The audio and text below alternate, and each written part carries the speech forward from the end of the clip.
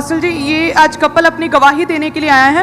ये कहते कि 2018 में इस बहन की मैरिज हुई और मैरिज के बाद इनके पीरियड रेगुलर हो गए और कहते कि 2-2, 3-3 महीने बाद हल्का सा दाग ही लगता था और पीरियड नहीं आ रहे थे नॉर्मली, और इन्होंने ट्राई किया बेबी के लिए लेकिन कंसीव नहीं कर पा रहे थे। और कहते फिर हम डॉक्टर के पास गए, चेकअप वगैरह करवाए, 3-4 डॉक्टर्स के पास गए, और लेकिन कहते कि दवाइयों से भी कोई भी फर्क नहीं पड़ रहा था, बेबी कंसीव नहीं कर पा रहे थे। और कहते कि फिर किसी ने चर्च के बारे में हमें बताया और ये कहते कि 2021 ईस्टर मीटिंग में ये फर्स्ट टाइम चर्च में आए थे। और जैसे ही उस दिन आए अपोस्टल जी, आपने फायर प्रे में जो है दुष्ट आत्माओं को, बीमारियों को डांटा था, जिन लोगों के अंदर गुप्त रोग है उन रोगों को डांटा था। और जैसे ही आपने ये प्रेयर, इस बहन को माइक देना, आपका नाम बताओ, आपके हस्बैंड को माइक दो, इनका नाम बताओ। पापा जी मेरा नाम लखविंदर कौर। और कहाँ से हो आप? अभी माना वाले अमृतसर। अमृतसर से। ओके, आप हस्बैंड नाम क्या आपका? मेरा नाम तरसेम सिंह है जी, मैं माना वाले तो रहने वाला। अमृतसर से आप आए हैं? हाँ जी। ओके, आपकी टेस्टिमनी 2018 में मैरिज के बाद जब आपके पीरियड इर्रेगुलर थे, आते नहीं थे, दाग ही लगता था, तो आप प्रेगनेंसी कंसीव नहीं कर पा रहे थे, डॉक्टर से चेक कराया, मेडिसिन खाई, लगातार मेडिसिन खाते रहे, और आपने कितने डॉक्टर चेंज किए? पापा जी 3। और कोई रिजल्ट आपको मेडिसिन से आपको नहीं मिला, क्योंकि आपकी बॉडी के अंदर जो थी वो रसौलियां थी। हाँ जी पापा जी। आपके यूट्रस में बहुत सारी रसौलियां थी। हाँ जी पापा जी। और मेडिसिन से भी वो खत्म नहीं हुई। हाँ जी पापा जी। आपको चर्च के बारे में किसी ने बताया और आप चर्च में 2021 की ईस्टर मीटिंग में आप प्रेयर रिसीव कर रहे थे। हाँ जी पापा जी। ओके, वो मीटिंग को देखेंगे हम। क्या हुआ मैं बेबीज की ब्लेसिंग में जो भी आपको चाहिए उसको देखो आत्मा में, और परमेश्वर को बोलो, परमेश्वर मैं तेरा थैंक्स करता हूं, तो ये पिक्चर को जमीनी हकीकत बनाएगा। मांगो यीशु मसीह के नाम। और जैसे ही अपनी ये प्रेयर की थी उसके बाद ये कहते घर गए और एक नहीं लगातार कहते 17 रसौलियां, 17 रसौलियां लगातार इस प्रेयर के बाद लगातार इनके गुप्तांग से निकलती रही। आप जब घर में गए तो आपके रसौलियां लगातार निकलती रही? हाँ जी पापा जी। जब आप उस दिन प्रेयर रिसीव करके गए, आप जब घर गए तो ऑटोमेटिकली कुछ नहीं, दवाई नहीं खाई आपने? हाँ जी पापा जी। कुछ नहीं किया, कुछ नहीं, जस्ट प्रेयर रिसीव की और रसौलियां निकलनी शुरू हो गई? हाँ जी पापा जी। कितनी देर तक वो निकलती रही रसौलियां? 17 रसौलियां सी। कितनी देर तक निकल दिया रही हूँ? पापा जी 1-1.5 घंटा लगातार इस तरह चलता रहा। लगातार निकलती रही? हाँ जी जब अब पापा। यहाँ से वापस गए? हाँ जी पापा जी। और उसके बाद अपोस्टल जो कहते हैं कि जो इन्हें 12 साल की उम्र से ही पीरियड रेगुलर थे, कहते जैसे रसौलियां बाहर आई तो पीरियड सबसे पहले फर्स्ट टाइम लाइफ में कहते हैं कि रसौलियों के बाद पीरियड इनके नॉर्मल हो गए। ओह जीसस। और कहते हैं क्योंकि 17 रसौलियों का मतलब है कि वो जस्ट एक नाइट में तो नहीं बनी होगी। हाँ जी। आप जब छोटी थी तभी से आपके पीरियड जो थे वो सही नहीं थे, इसका मतलब वो रसौलियां पुरानी रसौलियां थी। हाँ जी। क्योंकि आपके पीरियड रेगुलर नहीं थे कभी भी। मैरिज के बाद प्रॉब्लम शुरू हुई क्योंकि रसौलियां थी। हाँ जी पापा जी। ਜਦੋਂ ਤੁਸੀਂ ਇੱਥੋਂ प्रेयर करा के वापस गए, हाँ जी कितनी देर रसौलियां निकल दिया रही? पापा जी 1.5 घंटा इस टाइम। 1.5 घंटा। रसौलियों को निकलने के बाद कितनी देर बाद आप प्रेग्नेंट हुए? अगले हफ्ते ही मतलब मैं प्रेग्नेंट।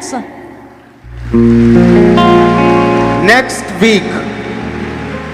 और डॉक्टर चेंज कर करके, दवाइयां खा खा के, क्योंकि अगर आपके रसौलियां हैं तो अगर आप स्टडी करें, क्योंकि बहुत सारे केसेस जब रसौलियों के आते हैं मालूम होता है कि मेडिसिन का कई रसौलियां अपने आप आती हैं, अपने आप गायब हो जाती है। एक आध रसौली वो मेडिकल हिस्ट्री वो साइंस बताती है कि रसौली आती है, एक अपने आप लेडीज के गायब हो जाती है। लेकिन ये सीवियर केसेस जो होते हैं, 17 रसौलियां, 18 रसौलियां, रसौलियों से भरा हुआ, मोस्टली इनका ऑपरेशन होता है। आप जब यहाँ से प्रेयर करा के गए, रसौलियां निकलियां, उस तो एक हफ्ते बाद उसी प्रेग्नेंट से गए? हाँ जी पापा जी। फिर क्या हुआ आपके? एक बेटा एक बेटी। एक बेटी एक बेटा। हाँ जी पापा। ओह गॉड। सूखे छुड़ाए हुए बोलो जय जयकार, ये सूखे छुड़ाए हुए बोलो जय जयकार, लंगड़े चढ़ाए हुए बोलो जय जयकार, लंगड़े। आपके साथ वो ब्लेसिंग्स खुदावन देने जा रहे हैं आपको जरूरत पड़ेगी दूसरे की ब्लेसिंग को संभालने के लिए। आमीन। मेरे को ऊंचे वाला चाहिए तो ये आपका होगा।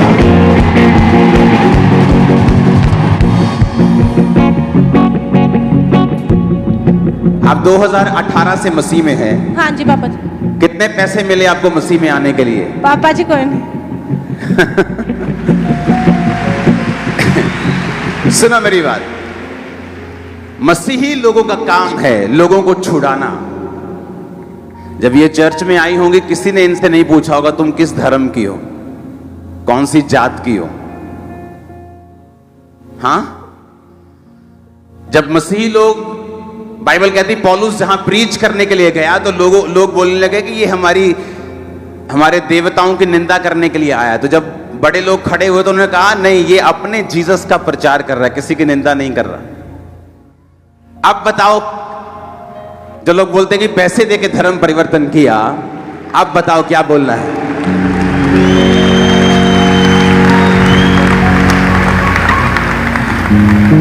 जस्ट एंट्री की चर्च में, डॉक्टर्स देख चुके हैं, मेडिसिन खा चुके। मैरिज के पहले प्रॉब्लम नहीं थी, जैसे मैरिज हुई रसौलियां बननी शुरू हुई।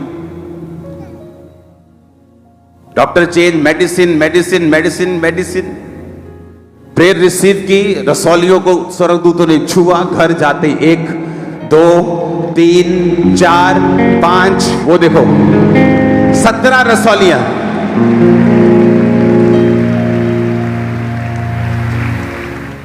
रसौलियां बाहर, प्रेगनेंसी अंदर। अगले हफ्ते प्रेग्नेंट, 21 में प्रेगनेंसी, 22 में बच्चों को बड़ा करके चर्च में लेके आए। और क्या चाहिए? ऊपर आसमान तो नहीं दिख रहा, और ऊपर देखकर जीसस को थैंक्स करो। दुखों से बचाए हुए बोलो जय जयकार, दुखों से बचाए हुए बोलो जय जयकार, दुखों से बचाए हुए। आमीन।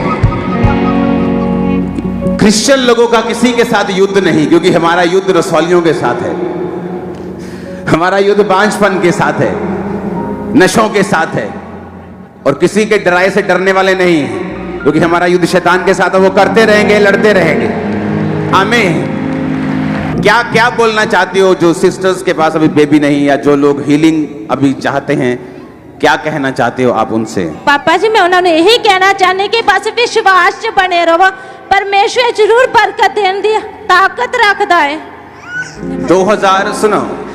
2018 में चर्च आना, 18 में कुछ नहीं, 19 20, और परमेश्वर देखता है कि क्यों आया है चर्च। हीलिंग शकन आया है कि सच्ची में मानता है तुम?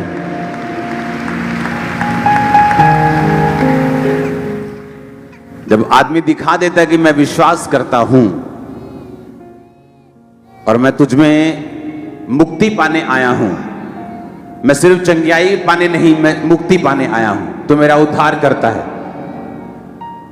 अगर परमेश्वर आपको फिजिकल हीलिंग दे सकता है, वो आपको फाइनेंशियल हीलिंग भी दे सकता है, वो आपको स्पिरिचुअल हीलिंग भी दे सकता है, मेंटल हीलिंग भी दे सकता है, फैमिली हीलिंग भी दे सकता है, इमोशनल हीलिंग भी दे सकता है। वो हर तरह की हीलिंग आपको दे सकता है जो मेडिसिन नहीं कर पाती। डॉक्टर्स, मैं बोलता हूं, खुदा की ओर से हैं, लेकिन कई बार परमेश्वर ये चाहता है कि कोई मेडिसिन काम ना करे ताकि मैं काम करूं। अपने हाथों को उठाकर थैंक यू जीसस।